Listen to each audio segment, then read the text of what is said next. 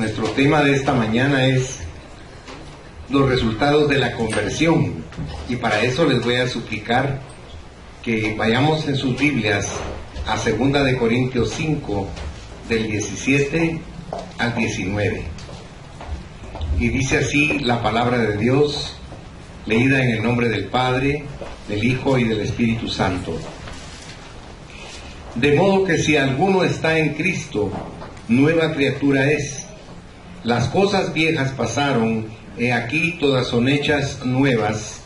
Y todo esto proviene de Dios, quien nos reconcilió consigo mismo por Cristo y nos dio el ministerio de la reconciliación, que Dios estaba en Cristo reconciliando al mundo consigo, no tomándoles en cuenta a los hombres sus pecados, y nos encargó a nosotros la palabra de la reconciliación. Señor, ministra el poder de tu palabra en este lugar esta mañana, y suple con todo el poder de tu misericordia la necesidad que tiene nuestro espíritu de nutrirse con ese alimento que tú nos das. En el nombre de Jesús te lo agradecemos. Amén, Señor, y amén. Pueden sentarse, mis hermanos. Cuando uno se convierte, hay una serie de situaciones que se dan en la vida de uno que manifiestan o ponen de manifiesto que realmente Dios ha entrado en nosotros y que nuestra vida está siendo cambiada. Eso es bien importante que nosotros lo tengamos presente. Pero de las tres cosas que vamos a hablar esta mañana, es importante que las tomemos en cuenta porque son la manifestación genuina de la transformación de la que estamos nosotros conversando en esta mañana. Y en primer lugar vemos, la persona es regenerada. Esta regeneración es una transformación moral que sucede en nosotros. El otro día estaba hablando yo con unos jóvenes que se quieren casar y me estaban haciendo una consulta y me decían ellos: ay, dichoso usted, que maldita como es de dulce, como es de educada. Entonces le dije yo: pero antes no era así, antes ella era procaz. Ah, eso sí no se lo creería nunca, me dijo él, porque él tiene rato de conocerla desde niño. Pero ¿saben qué es lo que pasa? Que él ahí me estaba dando un aporte para este mensaje, porque esa palabrería que ella usaba desapareció de su boca, no por coacción, sino porque dejó entrar a Jesús. Pero lo dejó entrar de verdad, con sencillez, como una niña. Y entonces Dios le cambió hasta su vocabulario. O sea, es formidable, fíjense. Y yo veo en ella cómo ha llegado a confiar en Dios de una forma formidable, porque cuando dejamos de entrar de veras ese poder y esa fuerza de Dios en nosotros, comenzamos a vivir de una manera distinta. Mi suegra esta semana, les encargo sus oraciones, fue operada de emergencia en su pierna derecha, está ahorita recluida, por eso no puede estar con nosotros, no puede caminar, 3 meses va a estar, la tuvimos que ingresar ayer, pero desde el lunes la operaron de emergencia y le tuvieron, como tiene osteoporosis, le tuvieron que hacer una masa especial de hueso para poderle poner los tornillos porque no tenía rótula, le hicieron una rótula de un metal que ellos usan ahí especial. Pero yo vi en mi suegra un cambio tan formidable porque tiene a Cristo en su corazón. Me dijo: sé que mis huesos son como polvorosa, me dijo, pero Dios por alguna razón está haciendo que mi rodilla funcione, ¿verdad? Y ¿sabe algo? Me dijo: si me voy con el Señor, qué lindo, porque ahora ya no tengo miedo. Y entonces, y yo vi a Magda, mi esposa, y a mi cuñado llenos de paz, pensando en que realmente hemos dejado entrar a Cristo en nuestro corazón y estamos confiando en los designios que Él tiene. Como nuestra patria hoy, estamos aquí sentados llenándonos de la palabra, pero confiando en que Dios tiene a Guatemala en su mano y nos va a dar lo mejor para nosotros. Él es bueno. Pero es tan importante que analicemos esto. No simplemente decir yo soy salvo, tenemos que saber las razones. Dios dejó su palabra, dijo, para que la escudriñáramos, fíjense, porque Él quiere que nosotros sepamos de raíz las cosas. que sepamos el fondo que todo esto tiene. En cuanto yo le hablaba de la regeneración, le quisiera leer una notita breve que le escribí. Dice, explicando con mayor detalle, cuando una persona cree en Cristo, Dios coloca y ubica a esa persona en Cristo. La fe del creyente hace que Dios realmente identifique al creyente con Cristo, que considere al creyente como si hubiera vivido en Cristo cuando Cristo vivió en la tierra. Por consiguiente, al creyente se le considera impecable y justo, porque Cristo fue impecable y justo. Que Dios también considera al creyente como si hubiera muerto en Cristo. Por consiguiente, el creyente nunca tiene que morir. Juan 3:16 se recuerda que dice que el que cree en Él, aunque esté muerto, vivirá.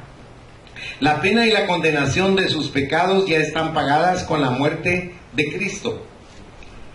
Que Dios considere al creyente como si hubiera sido resucitado en Cristo. Por consiguiente, el creyente ha recibido la nueva vida de Cristo. De la misma manera que Cristo tuvo una vida después de su resurrección, de la misma manera el creyente recibe la nueva vida de Cristo cuando él cree en Cristo. Estar en Cristo quiere decir que un creyente anda y vive en Cristo día tras día. Quiere decir que él no anda conforme a la carne, sino conforme al Espíritu. Quiere decir que, como dice Tito 2:12, renunciando a la impiedad y a los deseos mundanos, vivamos en este siglo sobria, justa y piadosamente. Quiere decir que él lleva el fruto del Espíritu. Mire conmigo ahí rápidamente en Gálatas, en el capítulo 5, los versículos 22 y 23, dice, esto debía aflorar en nosotros. Dice, mas el fruto del Espíritu es amor, gozo, paz, paciencia, benignidad, bondad, fe, mansedumbre, templanza. Contra tales cosas, dice, no hay ley. Si nosotros, imagínense que produjéramos ese fruto, hermanos, eso sería algo maravilloso para nosotros. Quiere decir que Él permanece en Cristo, que Él está relacionado y atado a Cristo.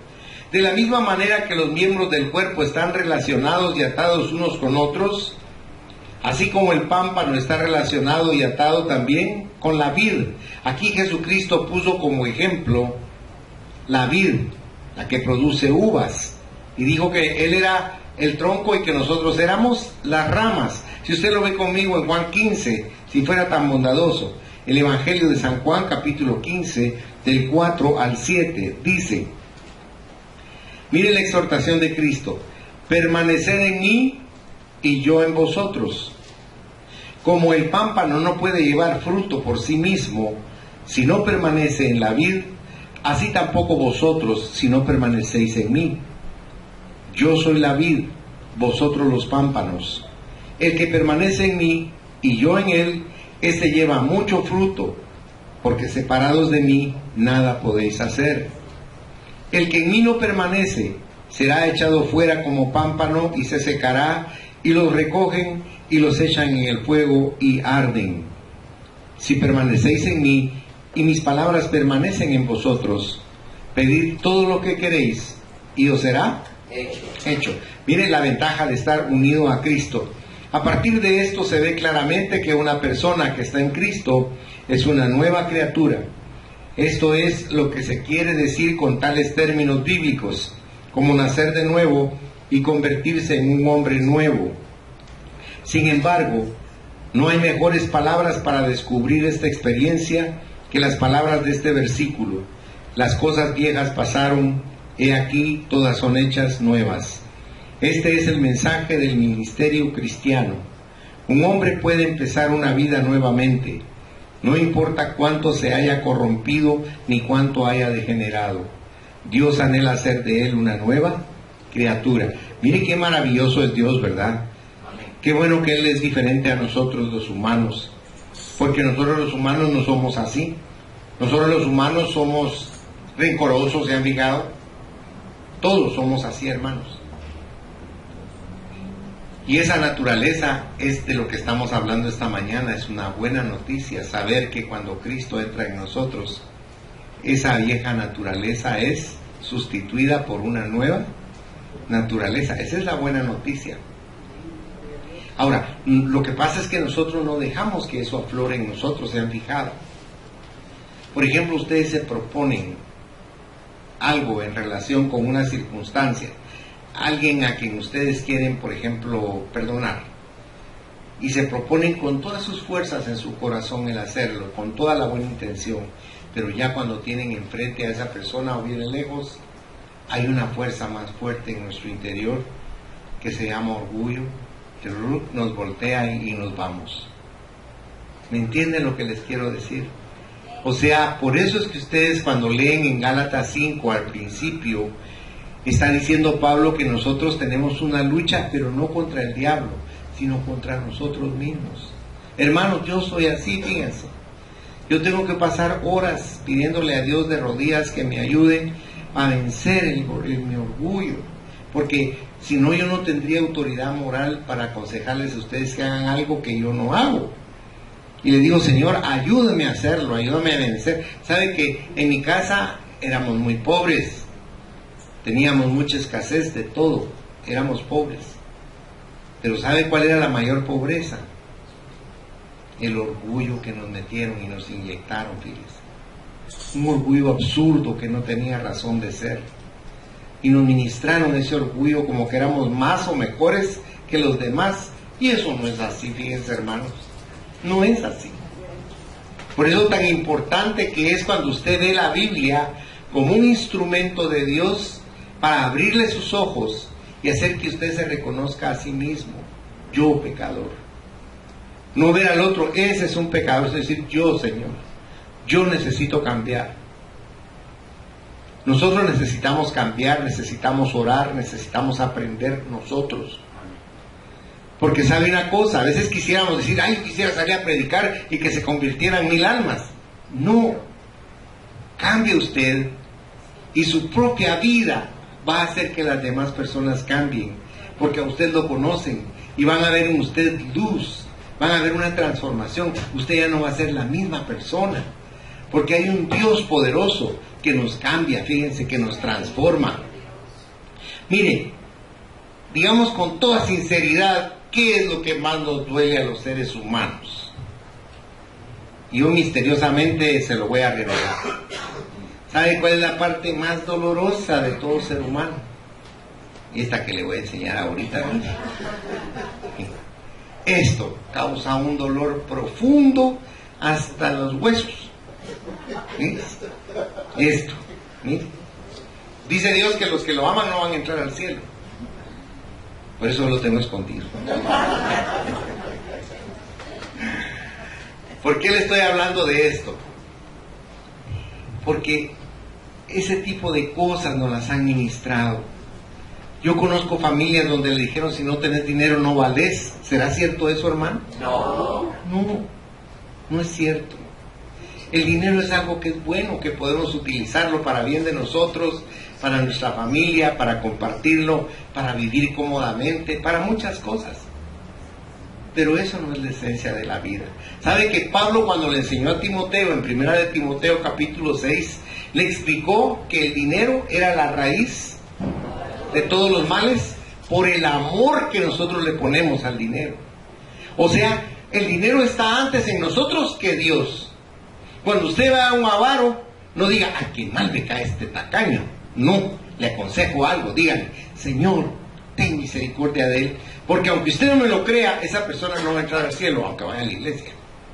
Usted dígale, Señor, enséñale que no se aferre a eso, porque eso es transitorio. Es transitorio, hermanos. Miren, le voy a poner un ejemplo. ¿Era Francia rica en la época de Napoleón? No. ¿De dónde vino la riqueza? Del préstamo que los Rothschild le hicieron desde Londres a Napoleón para que pudiera adquirir esa enorme cantidad de millones en dinero para armar su ejército. ¿Y qué sucedió a los pocos años? Él fue derrotado en Waterloo y usted conoce la historia. Ahora, ¿quedó rico Napoleón? No. En la mayor pobreza en una isla, ahí murió, lo envenenaron. Ni pudo morir con tranquilidad. porque todo lo que es material pasa. Y perdone que le hable de eso, pero es que es necesario yo mismo que lo hable para mí mismo y para ustedes, porque a todos nos afecta eso.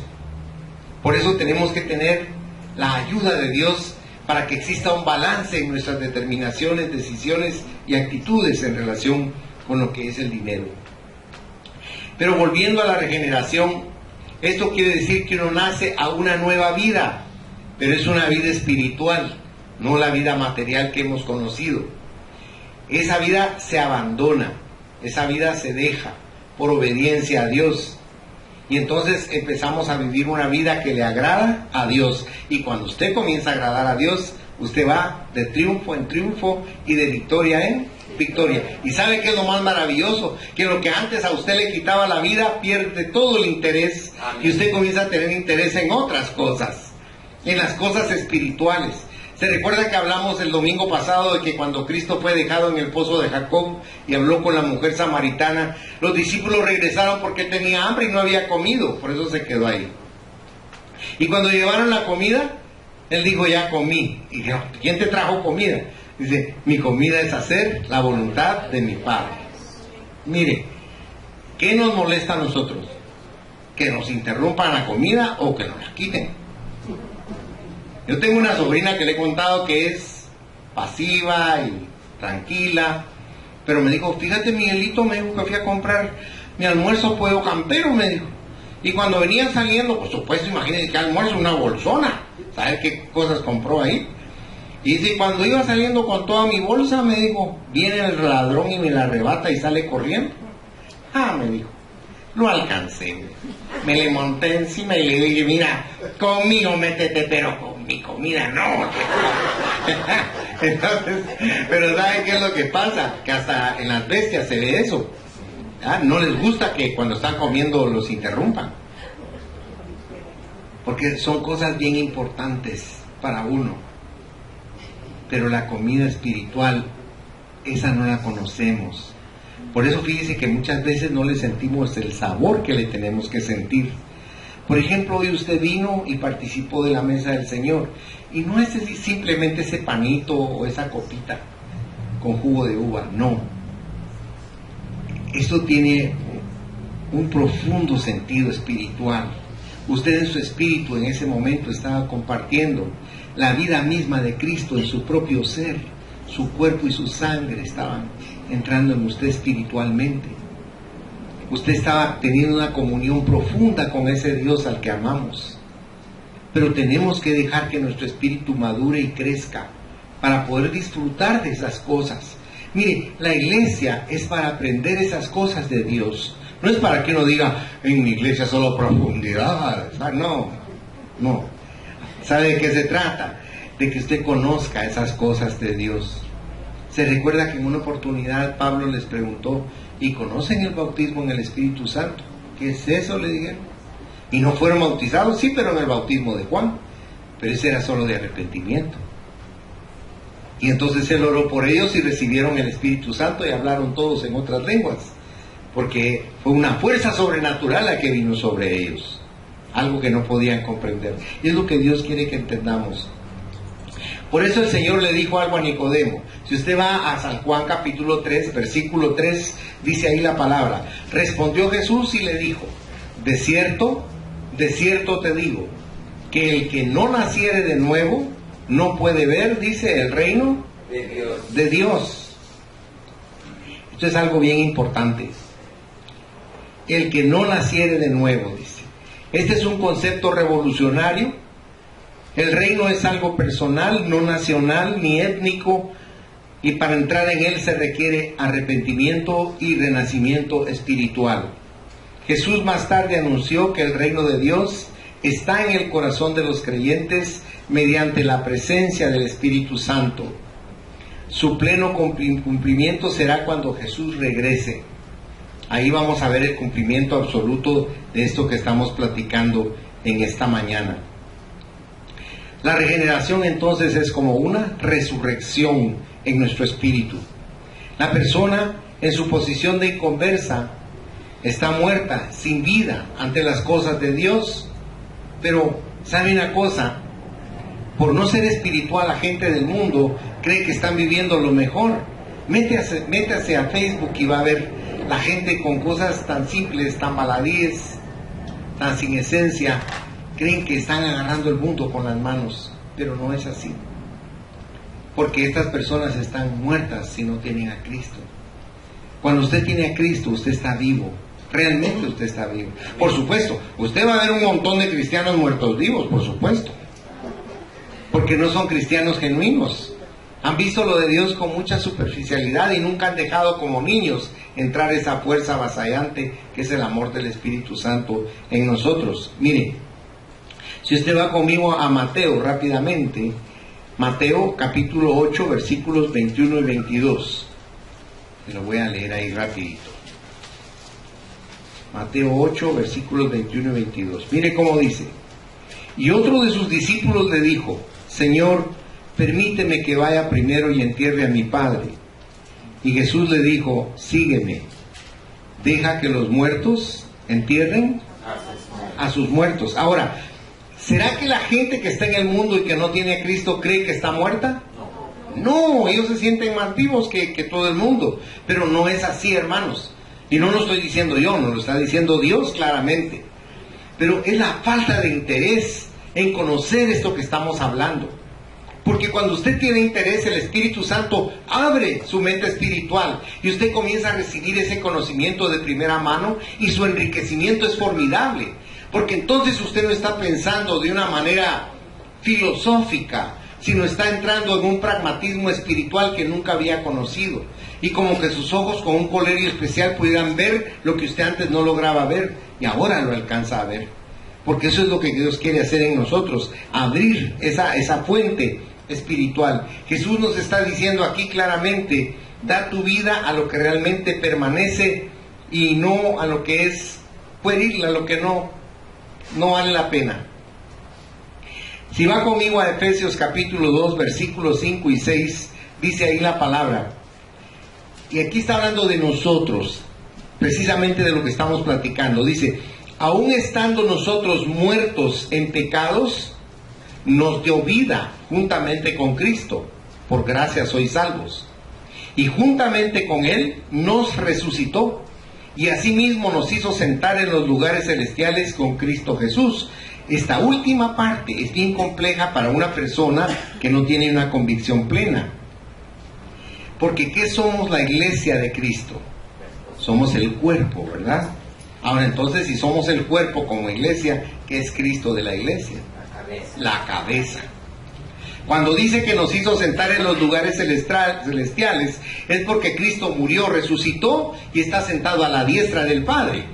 Pero si Él es la cabeza y está sentado en su trono a la par del Padre, ahí estamos nosotros espiritualmente porque somos su cuerpo. Ahora a nosotros nos cuesta digerir ese tipo de conceptos porque están fuera de nuestro alcance. ¿Se acuerda que Jesús les dijo: si les hablo cosas complejas de aquí de la tierra y ustedes no las entienden, ¿cómo les voy a hablar de las cosas de esa dimensión de donde yo vengo? Y la única manera de poder entender ese misterio es a través de la palabra de Dios. Porque el Espíritu Santo quiere, desea, anhela que usted adquiera ese conocimiento. Ese no es un conocimiento exclusivo para ciertas personas, es para todos los que anhelan tener vínculo con Dios, que quieren ser amigos de Dios, que quieren tener una relación fuerte con Dios. Él quiere revelar esos misterios que nos van a tener a nosotros ocupados en algo que es productivo, la vida eterna, algo para lo que nunca nos preparamos. Podría decirle yo cómo era nuestra vida antes y después de Cristo. Antes estábamos muertos en delitos y pecados, después vivos en Cristo. Antes éramos hijos de ira, después con la misericordia de Dios y salvos. Antes éramos seguidores de las corrientes de este mundo, después delante de Cristo y de la verdad. Antes éramos enemigos de Dios y ahora somos hijos de Dios. Mire qué diferencia tan grande. Antes éramos esclavos de Satanás y ahora somos libres en Cristo para amar, servir y sentarnos con Él. Antes hacíamos la voluntad de la carne y de los pensamientos, después resucitados para gloria. Déjeme que le haga una pregunta. ¿Cree usted realmente que usted ha resucitado? Y fíjense que puro murmullo. No, hombre, estén seguros que ustedes ya resucitaron. Cuando ustedes abrieron su corazón para que Cristo entrara en ustedes, renacieron otra vez, resucitaron espiritualmente. Recuérdense que estamos hablando espiritualmente. Físicamente no tenemos el mismo cuerpo. Por eso Nicodemo le digo, ay Dios, le digo, mira que como soy de hermoso. Le digo a Jesús, estoy parafraseando, ¿cómo voy a entrar en el vientre de mi madre así como estoy? Jesús le dijo, ay Nicodemo, no estás tomando de las cosas por donde deben ir. Él estaba hablando de lo material, Jesús le estaba hablando de lo espiritual. Por eso es que nosotros hemos resucitado en Cristo. Con Él somos juntamente resucitados. Esto es un mensaje de regeneración. El hombre puede convertirse en una criatura, en un nuevo hombre. También es un mensaje de reconciliación. Un mundo de hombres traídos de vuelta a Dios. Usted va a conocer personas que usted va a decir, esta persona jamás entraría en el círculo de Dios. Pero usted no conoce al Espíritu Santo. ¿Cómo es capaz de usarlo a usted como una fuerza formidable para cambiar esa posición que tiene mucha gente? Porque Dios nos usa, hermanos. Nos usa para llevarle amor a las personas. Amor que nunca han conocido. La gente cuando va a tener intimidad dice, vamos a hacer el amor. Eso no es amor. Esa es pasión. Esa es una parte importante del amor. Pero el amor no es eso. ¿Qué es el amor?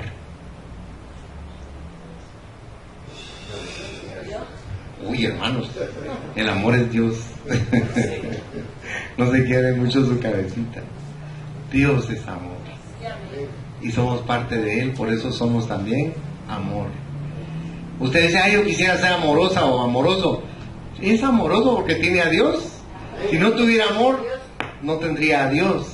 ¿Se acuerda que se dice nuestro canto basado en primera de Juan 4?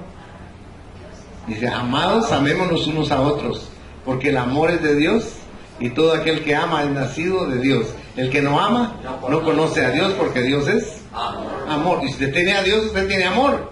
Pero un amor diferente. No el amor ese de Facebook. La persona es justificada, la segunda cosa que vamos a ver. Esto significa que la persona ha sido perdonada y declarada justa ante Dios. Si yo le preguntara a usted, si ahorita lo llevaran frente a Dios, ¿usted se consideraría justa o justo? Amén. Amén, muy bien, mi hermano. Porque nosotros si nos quedamos callados es porque decimos, no, es que yo he pecado, yo no he sido... No, porque aquí está diciendo que si usted es nueva criatura de Dios, todo lo que usted hizo malo antes se borró. Por eso Él dice que nosotros debemos perdonar, porque Él ya nos borró a nosotros los pecados, quiere que borremos también nosotros los de los otros. Mire, la mayor atadura que yo puedo tener es guardar el sentimiento. Cuando yo logro perdonar, es bien difícil, se lo confieso porque soy humano. Yo le he contado a ustedes a mi vecino que se me volvió mi enemigo, mi peor enemigo, sin qué ni para qué.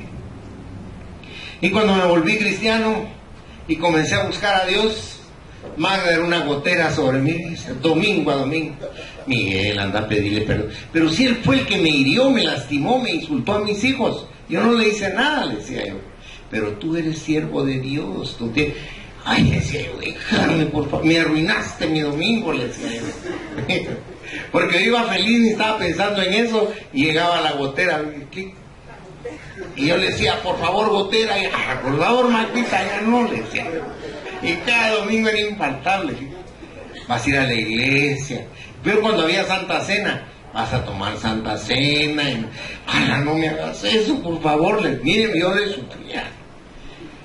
Y un domingo entró, fíjese, y me dijo, ahorita se fue la esposa a misa y se quedó él solo, me dijo. Aprovechame. Le dije, como sus demencia, maldita. Fíjate que voy a ir no por él, sino para que no me atormentes, le dije. Y me arreglé y fui a tocarle. Y cuando le fui a decir, mira, yo vengo aquí porque Cristo entró en mi corazón y yo no puedo vivir con rencores, y yo te quiero pedir perdón si te ofendí, perdón si te lastimamos mis hijos y yo de alguna forma. Pues todo el enojo fue que mis hijos tiraban ripio de la terraza de mi casa, y él acababa de limpiar su carro y lo metió en su garage, pero el aire le metió el polvo ahí. Entonces va a maltratar a mis hijos y a mí le ensuciamos su carro. Y ese fue el gran pleito. Pues cuando me terminó de escuchar que yo le pedí perdón, me dijo, pero ojalá que no seas un hipócrita como todos los evangélicos, que son unos hipócritas. Pero ese hipócrita era como que el segundo hipócrita del lado izquierdo le dije, Señor, le ya cumplí. Y me paré y le dije, chao. Chao, le quería saludar. Pero vea cómo me costó pedirle perdón. Pero ¿sabe qué? Después cómo se volvió el de diferente. Y un día iba para mi casa y un ladrón se metió y estaba queriendo abrir la puerta de mi casa y él lo sacó a escobazos. Como que Dios me dijera, mira, él te está defendiendo tu casa porque le fuiste a Pedro. Sí, Señor, le dije, tenés razón, perdóname. Por eso le digo que me cuesta. Gracias a Dios a usted no, pero a mí sí. Entonces dice, los antiguos pecados fueron borrados, pero así literalmente. Usted a veces se recuerda de sus pecados, yo ya no. Usted tiene que entender eso, porque en Cristo ya somos diferentes. Pasamos a otra fase de nuestra vida con Dios. La persona queda absuelta totalmente ante Dios. A veces la gente nos acusa, pero ¿sabe qué? Si usted está en Cristo, usted ya no tiene ese dedo que lo señale. Vaya a Miqueas capítulo 7, versículo 18. Eso lo hemos leído en diferentes oportunidades, pero esta mañana yo quiero volverlo a leer con usted.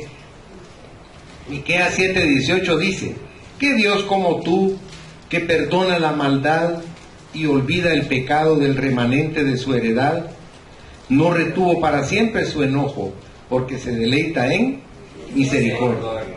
Clave. ¿Por qué nosotros logramos perdonar? Porque nacimos de nuevo.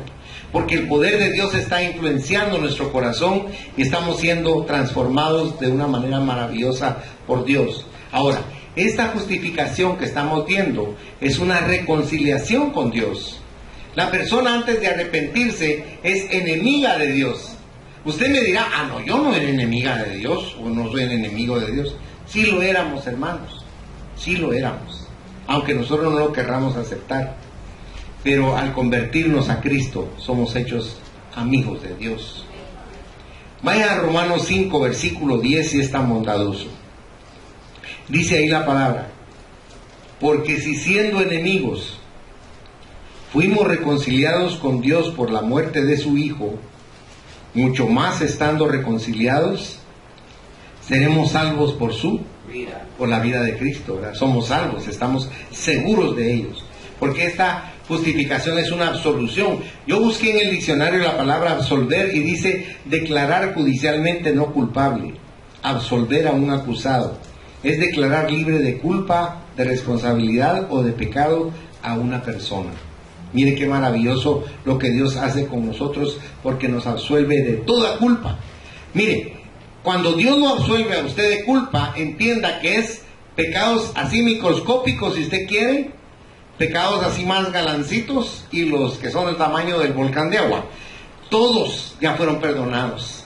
No hay un pecado que lo acuse, porque el Señor nos limpia profundamente. Lo que pasa es que somos nosotros los que no podemos creer que Dios nos perdone, pero Él siempre nos está perdonando. ¿Se recuerda de la mujer que fue llevada ante Jesús porque era fornicaria, era una mujer adúltera, y la llevaron? Fíjense que no llevaron al hombre como eran ingratos, porque el propósito no era incluso hacerle daño a la mujer, sino hacer caer a Cristo.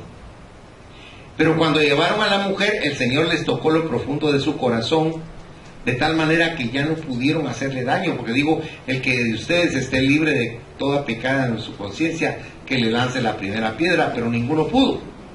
Entonces Cristo, levantándose del suelo, vio a la mujer. Y si usted fuera conmigo, por favor, a San Juan 8, versículo 11, el Señor le dijo, ¿dónde están los que te acusaban? ¿Alguno te acusa? Y entonces el Señor le dice ella al Señor, ella dijo, ninguno, Señor. Entonces Jesús le dijo, ni yo, Él es Dios, fíjense hermanos, dice, ni yo te condeno, dice, vete y no peques más. Esto es bien importante para nuestra vida espiritual, porque cada vez que nos equivoquemos y pequemos, el enemigo nos va a querer acusar.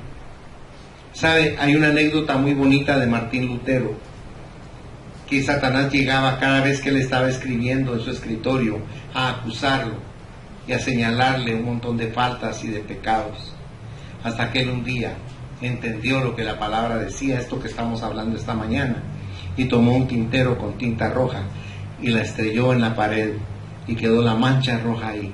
Entonces le dijo: esto es para que no vuelvas, porque esa es la sangre del Cordero, y esa sangre me lavó de toda culpa, de todo pecado, de toda acusación, porque el justo por su fe vivirá. Amén. Mire qué maravilloso, ¿verdad? O sea, ni Satanás nos puede acusar.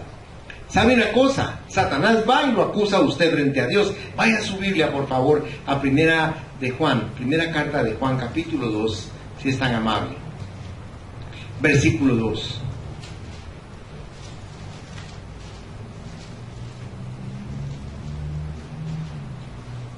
¿Ya se fijó cómo dice ahí? Y Él es la propiciación. Ajá, dice: y Él es la propiciación por nuestros pecados, y no solamente por los nuestros, sino también por los de todo el mundo. Porque Él está al alcance de todos, ¿verdad?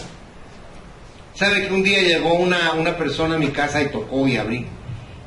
Buenos días, pastor. Buenos días, doña fulana. ¿Qué tal amaneció? Un poco molesta. Así le dije: ¿por qué?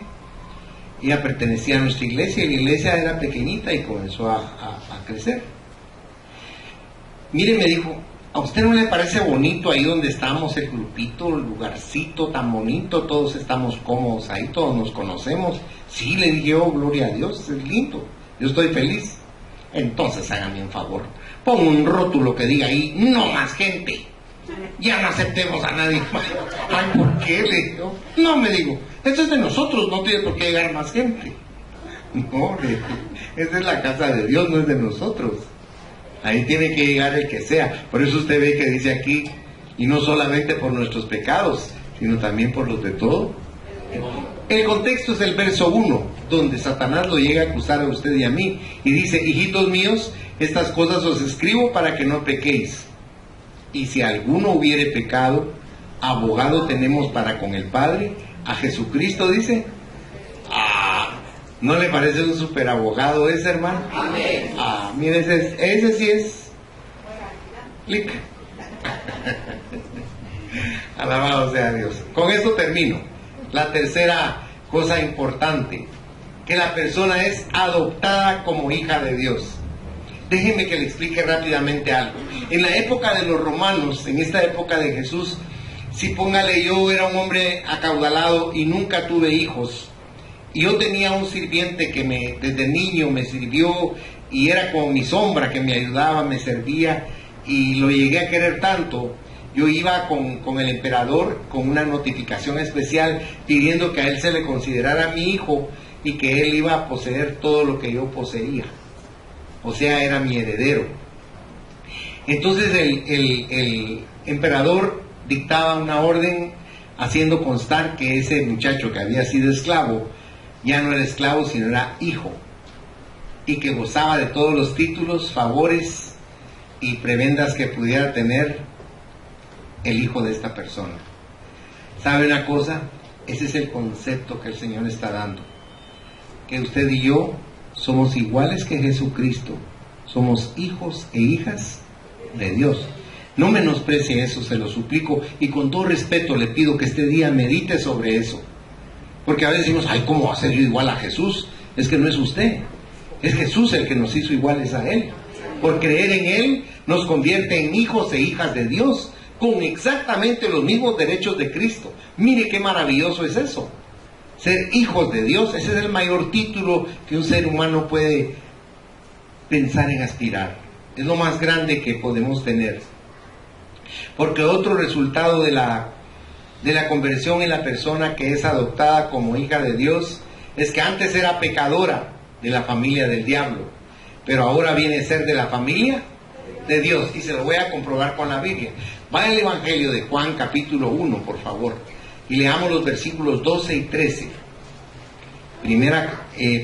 Evangelio de San Juan capítulo 1, versos 12 y 13 dice: mas a todos los que le recibieron, a los que creen en su nombre, ¿qué dice su Biblia? Les dio potestad de ser hechos hijos de Dios. Note, los cuales no son engendrados de sangre, ni de voluntad de carne, ni de voluntad de varón, sino de Dios. Entonces, ¿por qué voluntad somos hijos de Dios? Por la voluntad de Él, ¿verdad? De Dios. Él, su voluntad, Él quería que fuéramos sus hijos, ¿verdad? A veces cuando una persona es muy maluca, dice la gente, ese mi madre tiene, ¿se ha fijado? ¿Verdad? Pero nosotros sí tenemos un Padre, miren, maravilloso, un Dios de amor, nos ama intensamente. Por causa de esta adopción, Dios envió entonces al Espíritu Santo sobre nosotros. Y le leo la última llamada. Gálatas 4, versículo 6, dice: y por cuanto sois hijos, Dios envió a vuestros corazones el Espíritu de su Hijo, el cual clama, Abba, Padre. ¿Saben por qué puso ahí el Abba, Padre? Porque si usted va a Marcos, si mal no recuerdo, Marcos 14, ahí en esa porción Jesús está en Getsemaní y le está diciendo a Dios: Padre, si es posible, pase de mí esta copa, pero no se haga mi voluntad, sino la tuya. Pero ahí él le dice ahí a Dios, Abba, Padre. Abba es una palabra aramea, que quiere decir Padre. Entonces como que le estuviera diciendo Padre, Padre, ¿verdad? Ahora, si usted nota aquí, Él nos aclara que nosotros, igual que Jesús, le podemos decir a Dios, Abba, Padre, porque estamos en ese mismo rango. Es maravilloso cuando usted logra descubrir que no es algo hipotético, sino que es una realidad, el hecho de que usted es hijo o hija del Dios Altísimo y que su hermano mayor se llama Jesucristo. Mire, es algo que llena totalmente nuestro corazón. Cierre sus ojos, por favor. En conclusión, convertirse a Dios es un acto que le trae a la persona grandes cambios. La pregunta importante para tu vida es esta, y quisiera que meditaras en ella. ¿Se han experimentado en tu vida todos estos cambios? Si tu respuesta es no, entonces tu conversión es dudosa. Los cambios no se dan como darle vuelta a un calcetín. Es un proceso, pero se tienen que dar. Por eso, si hay cambios en tu corazón que no se han dado, tú tienes derecho a decirle a tu Padre que está en los cielos: Padre, apresura mi cambio, apresura mi formación espiritual, apresura mi crecimiento y mi madurez espiritual.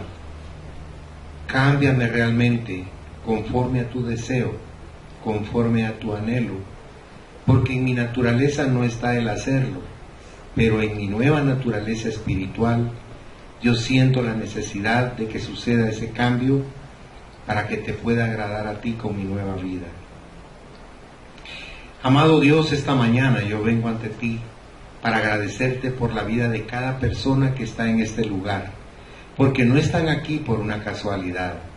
Era un propósito tuyo de que cada uno de ellos estuviera reunido en este lugar para que tú derramaras sobre ellos ese raudal de conocimiento de tu palabra que tanto necesitamos para tener una vida completa.